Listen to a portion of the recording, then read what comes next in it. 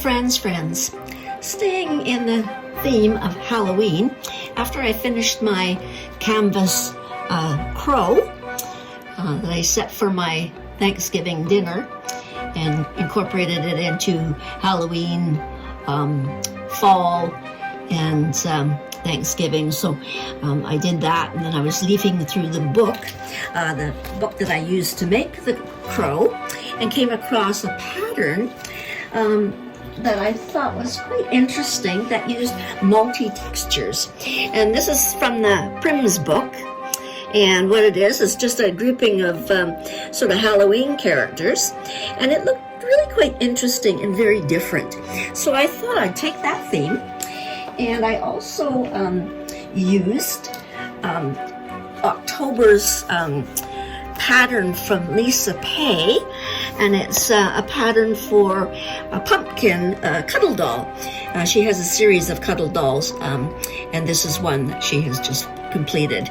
So what I did is I took that pattern, I took the visual from the book, because there's no pattern that came with it, and I actually came up with a pattern for the dolls.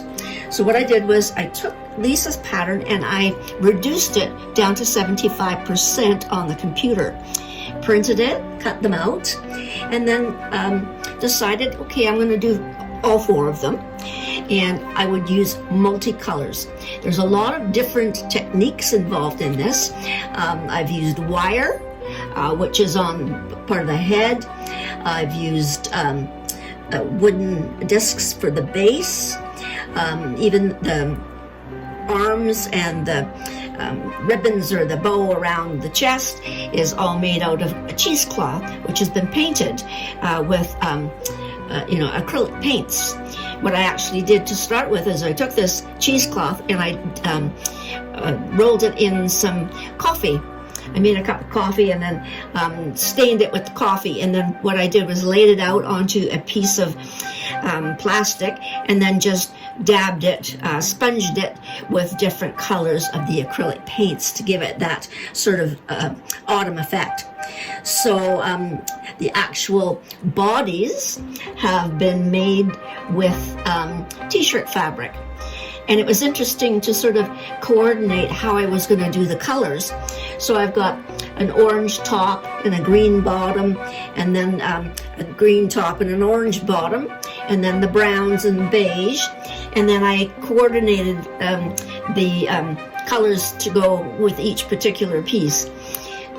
What I did was I just used felt for the eyes, for the coverlets on the eyebrows, or the eyelids.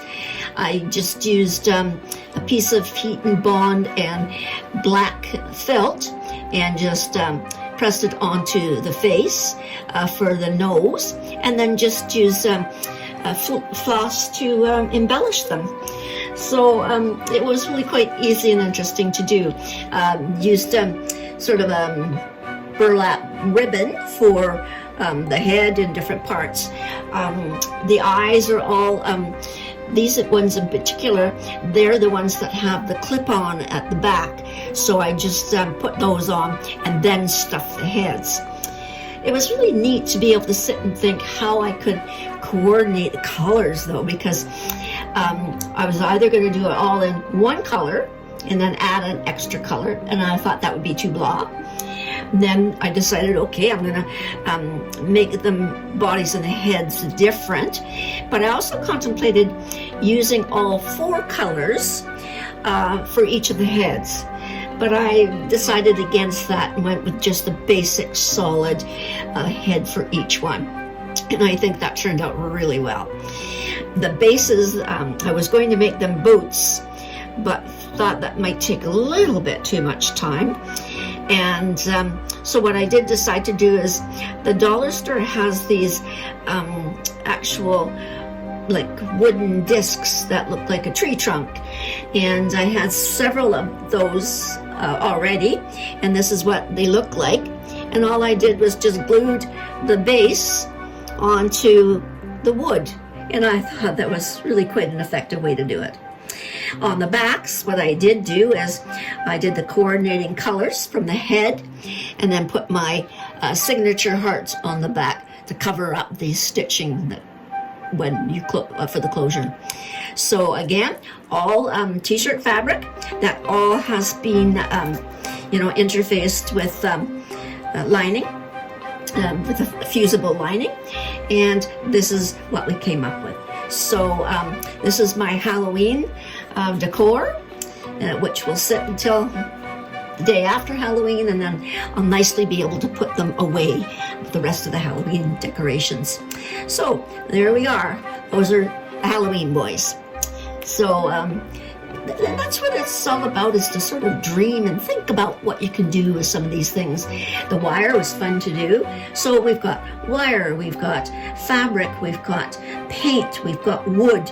So it's a multimedia project, and that's part of the fun and the creativity and the downsizing of the patterns, and figuring out when the book doesn't have any patterning in it, to sort of create how you're going to do your own eyes, and how you can sort of, pull it together. So there's the Halloween boys. That's another part of October. I may try and get a few other little things done this month, but we are coming to a close. And then we are going to be into November.